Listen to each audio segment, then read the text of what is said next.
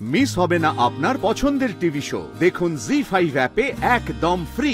তুমি তোমার শক্তিটা চিনলেই না মালতী, আর এটাই আমার দুঃখ। তোমার মতো মেয়েদের জন্য আজও মেয়েদের এই অবস্থা। প্রত্যেক বছরের মতো এবছরেও রবীন্দ্র জয়ন্তী আমাদের এখানে মহা ধুমধামে পালন করা হবে।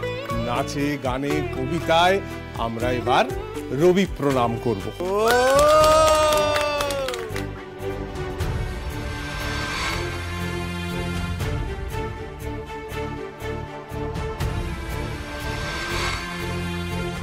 একদম আমার সংসারে মাথাটা গলাইতে আসবেন না মাস্টার গিন্নি। ভালো কথা বলছি, এখান থেকে চলে যান, পরের চোটটা কিন্তু সপাটে আপনার গালে পড়বে।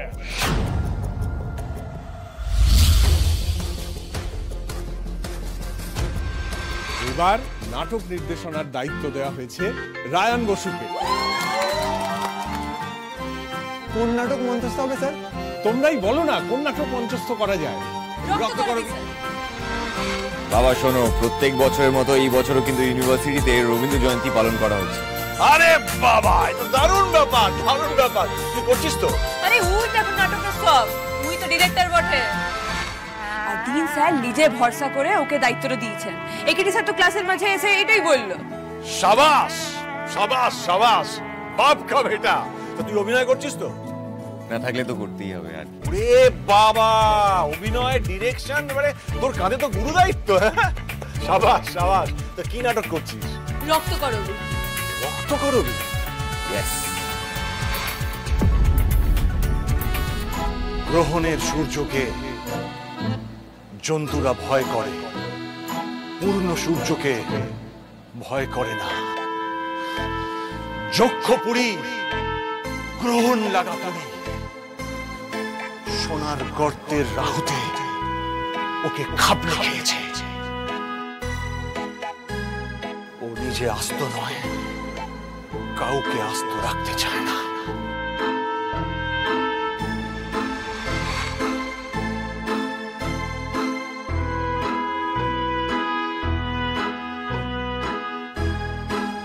আমি তোমাকে বলছি, এখানে থেকো না।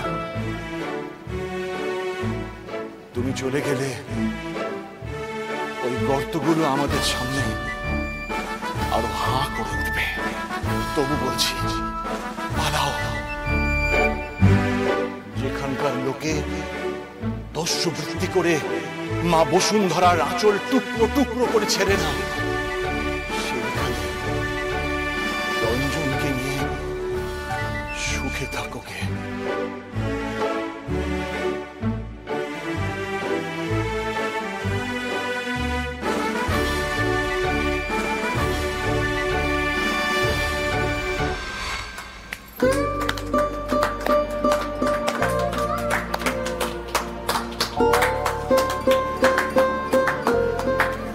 বাবা,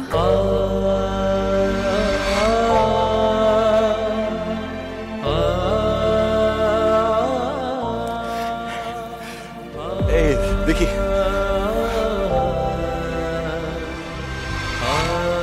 কিরে এবার বুঝলি কেন বাবার কাছে এসেছি?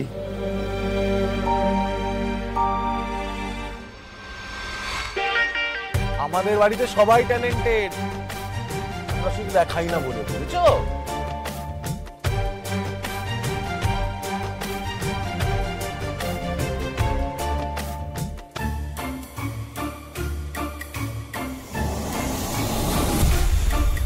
এই খবরদার, মুখ সামলে কথা বলুন। আপনি যে একজন অশিক্ষিত সেটা আপনার কথা শুনেই বোঝা যাচ্ছে।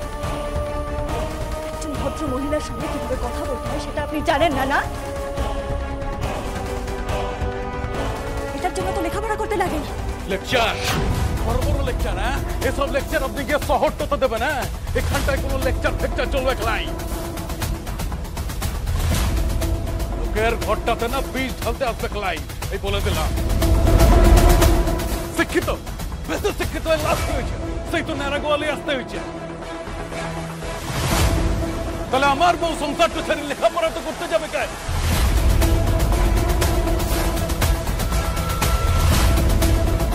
সেটা যদি আপনি বুঝতেন তাহলে এই অসভ্যতামটা আপনি করতেন না। শুনুন, আপনি নিজে একজন পুরুষ মানুষ, আপনার গায়ে অনেক শক্তি আছে বলে ভাববেন না আপনি যা খুশি তাই করতে পারেন। আপনি জানেন আমি আপনার এগেইনস্টে কি স্টেপ নিতে পারি? জান জান আপনার মতো পিঠি ছেলের দপ্তবানি অনেক দেখছি। সব না আপনার ওই শহরের শিক্ষিত লোকেদের কাছে গিয়ে দেখাইবে, বুঝলেন? আমাদের ঘরে আইতে তো চোখ রেঙানি ভাঙানি চলবে লাই। পারলে না এক কোপাল নিকেষ্ট করে দেব। দেখবেন দেখবেন কই দেখান, দেখান কি দেখাবেন, দেখান। মাথাটা গরম করায় নাই, আমি কিন্তু জানে মেরে দিব।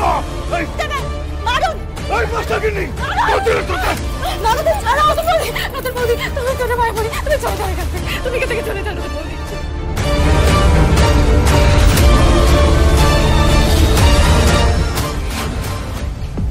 তুমি আমাকে চলে যেতে বলছো? বলছি বলছে বলছে ও তোর আমাকে চলে যেতে বলছে। আমি স্ত্রীর মাঝে আগুনটা ধরায় এখনো কেমন হিট হয়ে খাড়ায় আছে দেখো। ঠিক আমি বারটা করছি। ওই মাস্টারগিনি আপনি বেরোন এখান থেকে। না না না আমি কিন্তু আপনাকে রেয়াপ্স করবো নাই। দেখেন তবে ছাড় কিনা তোমায় তোমার তুমি নতুন বউকে কিছু বলো না। সব দোষ আমার পড়তে যাওয়া উচিত হয় না। তুমি আমাকে শাস্তি দাও জানো নতুন বউকে কিছু বলো না, আমি তোমার অপরাধী।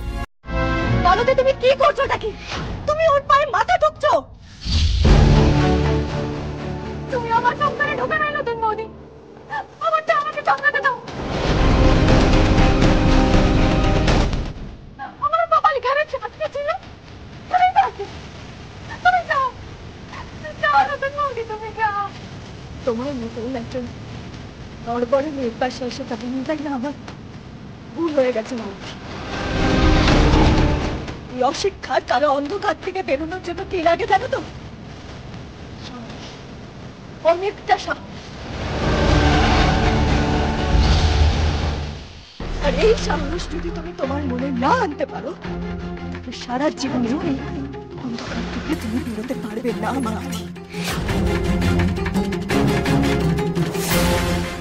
আমি তো বাইরের লোক, কিন্তু তুমি তুমি তো স্ত্রী। আজকে তোমার জায়গায় যদি আমার বর আমার গায়ে হাত তুলতো তাহলে আমি তোমার মতো পড়ে পড়ে মার খেতাম না, উল্টে মারতাম।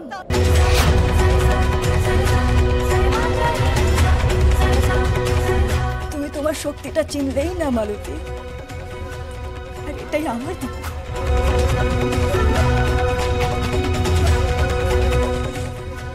তোমার মতো মেয়েদের জন্য আজও মেয়েদের এই অবস্থা।